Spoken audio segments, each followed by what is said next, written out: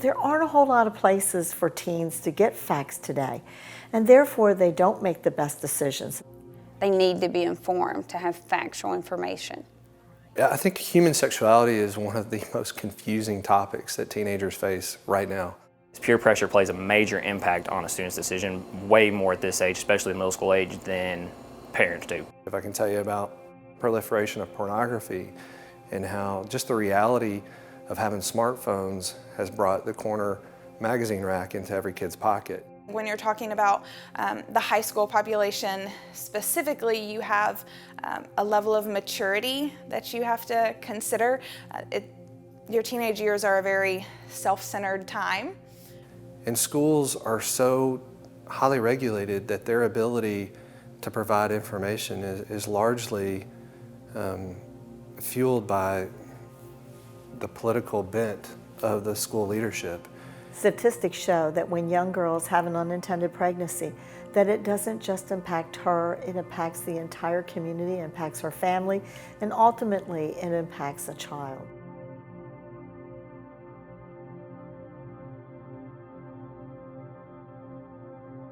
I've been in that situation where I'm telling a teenager she's pregnant. I've been in that situation where I've had a teenager tell me he's not sure what he's going to do. He can't get a job, he's 15, and he's expecting a baby. I had a student say yesterday, I know someone that had an abortion. They had no idea that there was other options out there, and she regrets that decision now.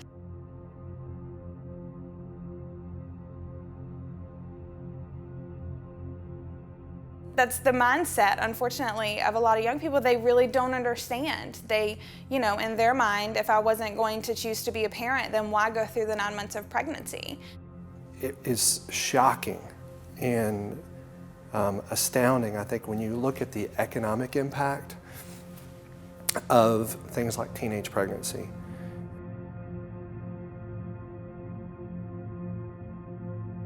All of this, again, leads to that high poverty situation, which again leads to other statistics.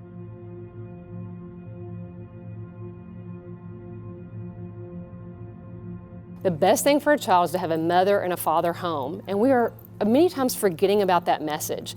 We leave these kids so, I would say almost anemic with accurate information, and when they get into a scenario like all teenagers do, part of growing from a child to an adult is self-discovery, and part of it's making good choices, and unfortunately part of it's making bad choices.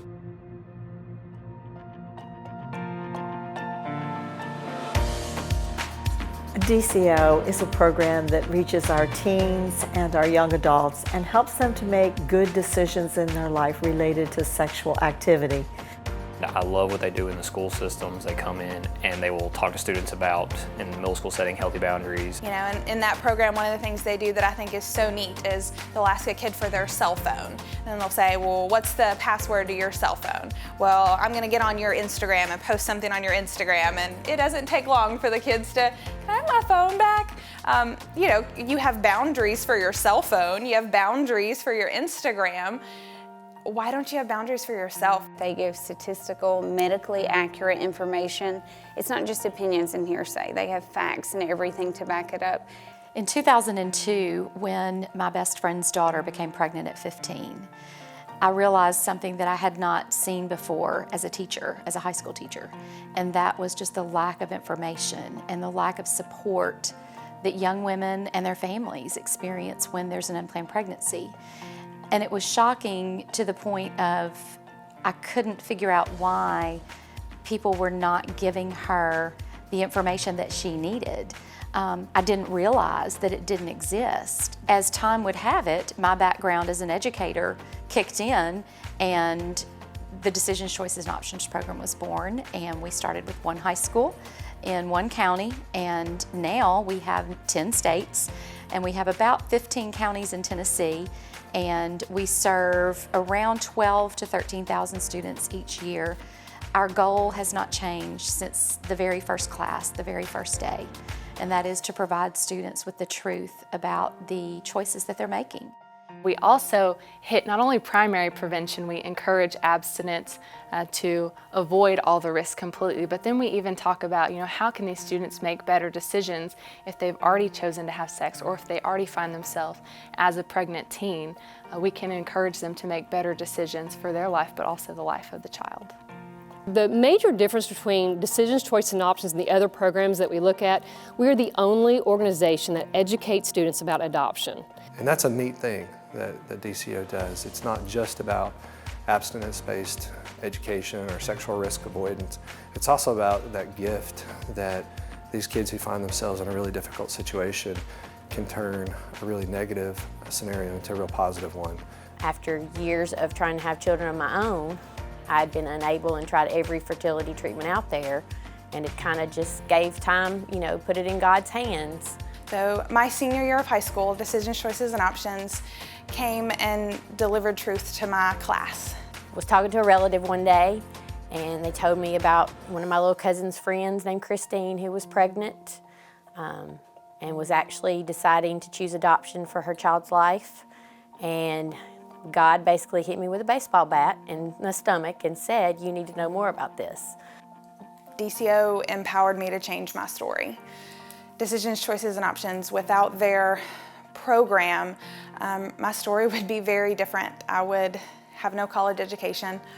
I would statistically have no legitimate job prospects, be unable to afford decent housing. I would be living in poverty, surviving on government assistance. But what's worse is that would be Jacob's story too. She sees him on a regular basis. She comes and hangs out at the house with us. She comes to his basketball game or flag football game and spends time with him. And Jacob's known all about his relationship with her from day one. At the end of the day, adoption is a decision of love. Choosing adoption means that you love your child enough to make a very hard decision. And again, that's the difference, because those children have a loving, stable home now.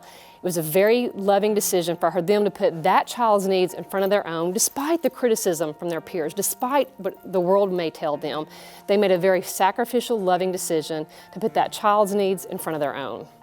When young women and young men hear the information that we share in the program regarding the reality of choices, that's probably the most shocking thing that they tell us that they learned, is just what a big educational impact unplanned pregnancy has in the life of both a teen mom and a teen dad. Because being a mother is very difficult under good circumstances. Once the choice not to be sexually abstinent has been made and a pregnancy has occurred, we equip them with the contact information and the skills and the knowledge to be able to access healthcare resources. We definitely see the drop in abortion numbers after we present. Because when you show them facts about abortion, facts about adoption, and about parenting, they are able to process that information. What's the best option for the child? And we always have that question on the survey. It's adoption across the board.